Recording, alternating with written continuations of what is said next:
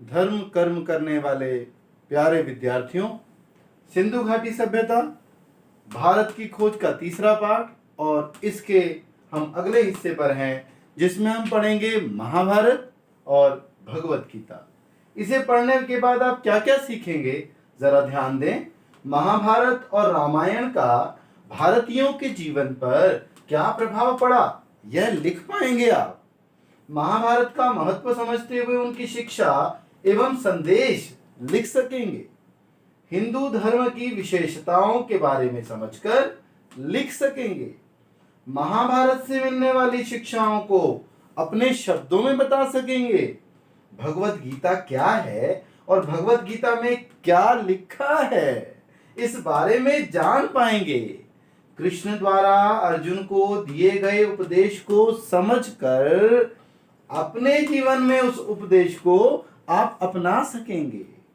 अर्जुन और कृष्ण के बीच हुए संवाद को स्पष्ट रूप से आप लिख पाएंगे।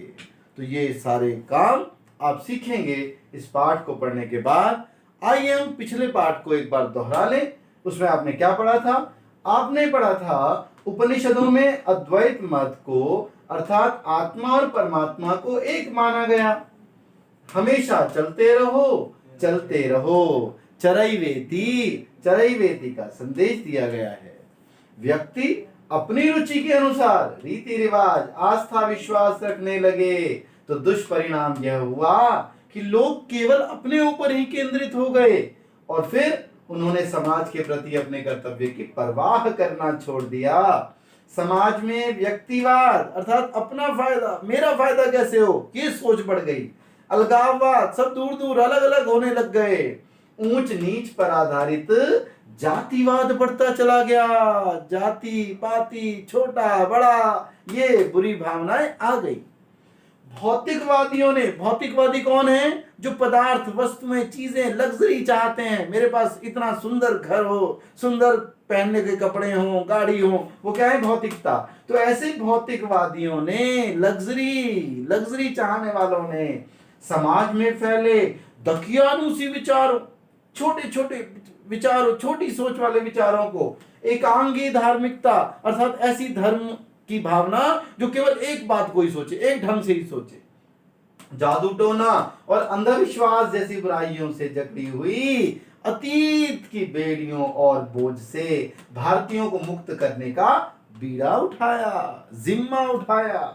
महाभारत और रामायण इन दोनों का भारतीयों के जीवन में आज भी जीवंत प्रभाव दिखलाई देता है। भारतीय पुरा कथाएं पहले जितनी कथा कहानियां लिखी गईं उनमें कवियों और नाटककारों ने सच्चाई तो बताई लेकिन कल्पना का भी सुंदर उसमें संयोग कर दिया, जोड़ दिया उसे। और उसमें यह उपदेश दिया गया है कि परिणाम की परवाह किए बिना सत्य और वचन का पालन हमें अवश्य करना चाहिए। सच के रास्ते में कभी भी हमें डरना नहीं चाहिए। साथ ही साथ हमें जीते जी और मरने के बाद भी वफादारी, साहस और लोक कल्याण के लिए सदाचार एवं बलिदान की शिक्षा दी गई है। यह आपने पिछले पाठ में पढ़ा था। तो आइए अब आगे बढ़ते हैं। तीसरे भाग में क्या कह रहे हैं नेहरू जी? महाभारत के विषय में नेहरू जी लिखते हैं कि महाकाव्य के रूप में एक तो रामायण महान रचना मानी जाती है और जिससे लोग बहुत प्रेम करते हैं। रामायण आज भी घर घर में मिलती है। परंतु महाभारत को विश्व की श्रेष्ठतम रचना के रूप में स्वीकारा जाता है। क्यों? क्योंकि ये दोनों महाकाव्य इतिहास, परंपराओं, दंत कथाओं और मिथक क्या होता है? ऐसी प्राचीन कहानियां, कथाएं जो नई स्थितियों में नए अर्थ को धारण कर लेती हैं, अर्थ बदल देती हैं, नया अर्थ ले लेती हैं, ऐसे होते हैं मिथक। उनके साथ साथ राजनीतिक और सामाजिक संस्थाओं का जो महाभारत है वो विश्वकोश है, उसमें सारा वर्णन है।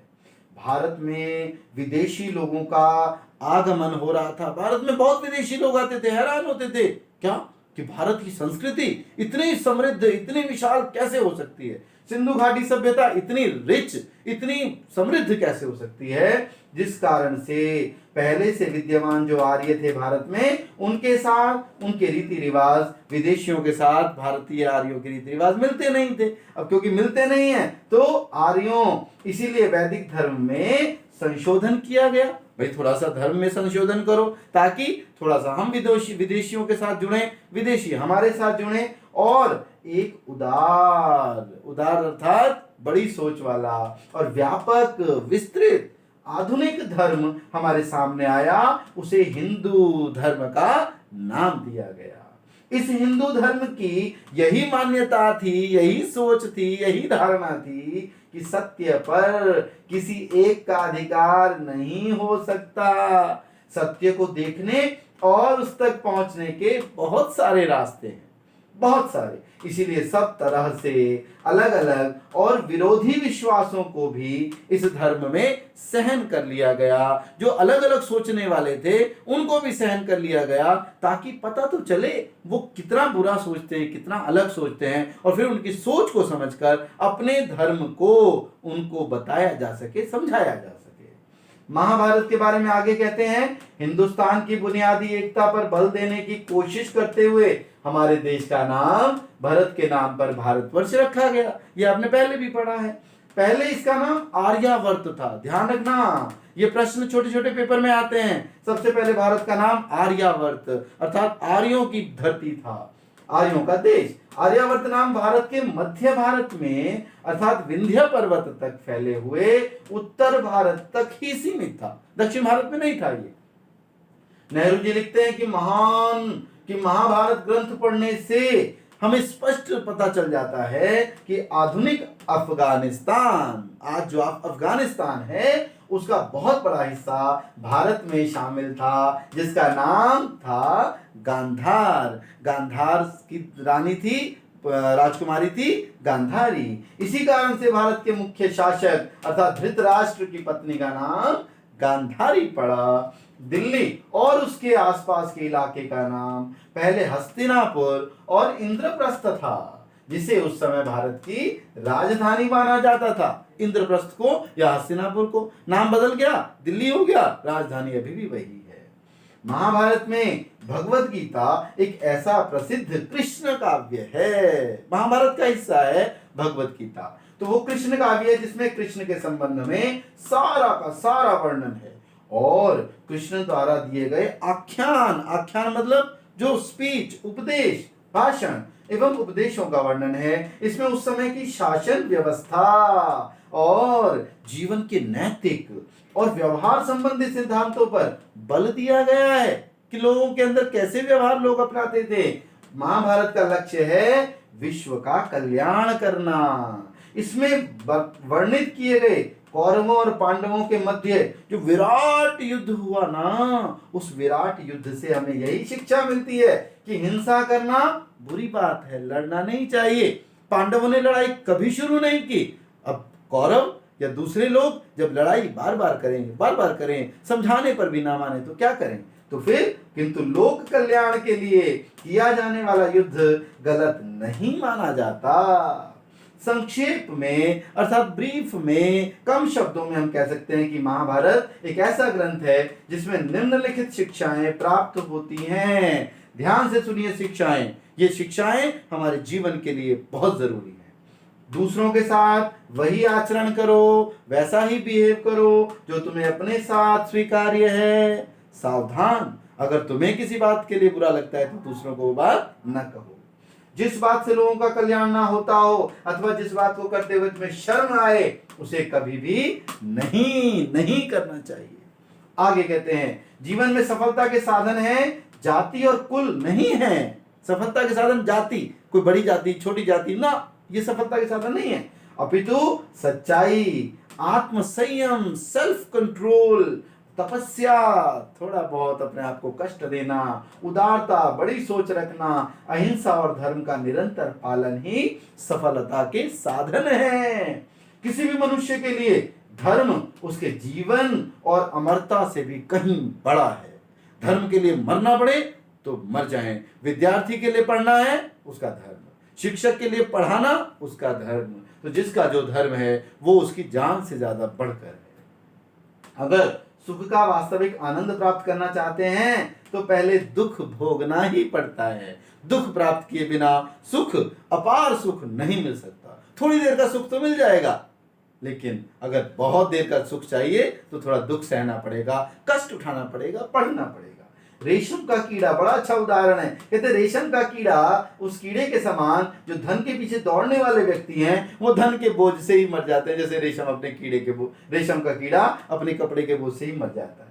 अगर आप जीवित और विकासशील बनना चाहते हैं तो असंतोष, अनसेटिस्फैक्शन, उसको अपने जीवन में अपनाएं। आपको संतुष्टि नहीं होनी चाहिए। अच्छा 20 में से 19 नंबर आए मेरे, 40 में से सिर्फ 38 39 आए, नहीं, पूरी कोशिश करनी है कि पूरे आए। क्योंकि मन में किसी भी कार्य के लिए जब तक असंतोष रहता है तब तक मनुष्य आगे बढ़ने के लिए प्रयत्नशील बना रहता है, तभी तो वो आगे बढ़ता रहता है जब उसके मन में असंतोष होगा। अब भगवत गीता के बारे में कहते हैं, महाभारत का एक महत्वपूर्ण अंश है भगवत गीता। यह 700 श्लोकों का सुंदर छोटा सा काव्य होने पर भी विचार, थॉट्स और फिलॉसफी, दर्शन की दृष्टि से परिपूर्ण रचना है। बौद्ध काल से पूर्व की इस रचना को आज भी हर संप्रदाय, छोटे मोटे धर्म संप्रदाय जितने भी हैं, वो बड़ी श्रद्धा की दृष्टि से देखते हैं। क्योंकि भगवत गीता संकट में घिरे हुए संदेहग्रस्त मन वाले मनुष्य को दुविधा से बाहर निकालकर सही गलत और कर्तव्य की शिक्षा देती है। क्या करना है, क्या नहीं करना है। जब हम परेशान हो जाएं, सोच ना पाए, तो भगवत गीता हमें बताती है। आधुनिक युग के विचारक बाल गंगाधर तिलक, अरविंद घोष और महात्मा गांधी ने भी अपने जीवन सिद्धांतों का आधार गीता को ही माना है। कुछ अन्य लोगों ने भी हिंसा और युद्ध के बारे में सही गलत का आधार गीता से ही सिद्ध किया है। गीता में यह बताया गया है कि जब महाभारत के युद्ध में अर्जुन अपने मित्रों, संबंधियों के संहार अर्थात उनके वध, मृत्यु, उनको मार डालेगा, इस बारे में सोचकर परेशान हो जाता है, तो अर्जुन और कृष्ण के बीच संवाद होता है। अर्जुन कृष्ण के साथ लाभ, हानि, पाप, पुण्य के संबंध में तर्क वितर्क करता है। प्रभु ये सही नहीं है, ये गलत है, नहीं मैं नहीं मारूंगा, तो युद्ध करने से मना कर देता है। परंतु कृष्ण उसे कर्म करने का संदेश, प्रेरणा देते हुए कर्तव्य और नैतिकता की शिक्षा देते हैं। हमें भी कर्म करना है हर समय। और फिर कहते हैं गीता में मानव विकास के 3 रास्ते बताए गए हैं। आप देखिए उन 3 रास्तों पे आप चलते हैं कि नहीं। ज्ञान का रास्ता, कर्म का रास्ता, अपना कर्म करना है, और भक्ति का रास्ता।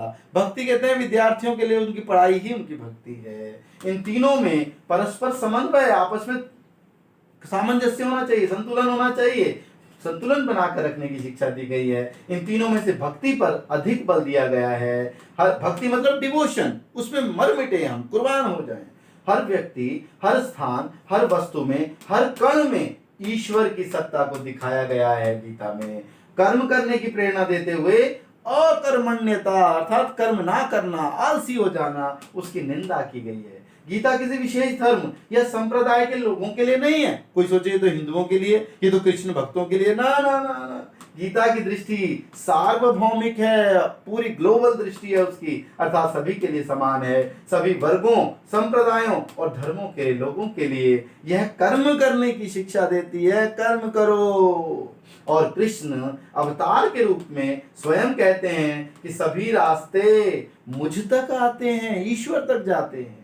पिछले 2500 वर्षों में भारतवासी अनेकों विकास, पतन और परिवर्तन की प्रक्रियाओं से गुजरे हैं और उन्होंने कई प्रकार के अनुभव किए हैं। और हर बार उन्होंने यही माना कि गीता में वह जीवंत शक्ति है जो उनकी मानसिक, शारीरिक और आध्यात्मिक समस्याओं को सुलझाने में हमेशा सफल रही है। ऐसी है भगवत गीता। तो आइए इसके मुख्य बिंदुओं पर विचार करते हैं। एक पाठ का फिर से आप अवलोकन कर लेंगे। इसमें महाभारत के रूप में एक तो रामायण महान रचना है जिससे लोग बहुत प्रेम करते हैं। महाभारत को विश्व की श्रेष्ठतम रचना के रूप में स्वीकारा जाता है क्योंकि इसमें अनेक ऐसी प्राचीन कथाएं थीं जो नवीन स्थितियों में नए अर्थ को धारण कर लेती थी।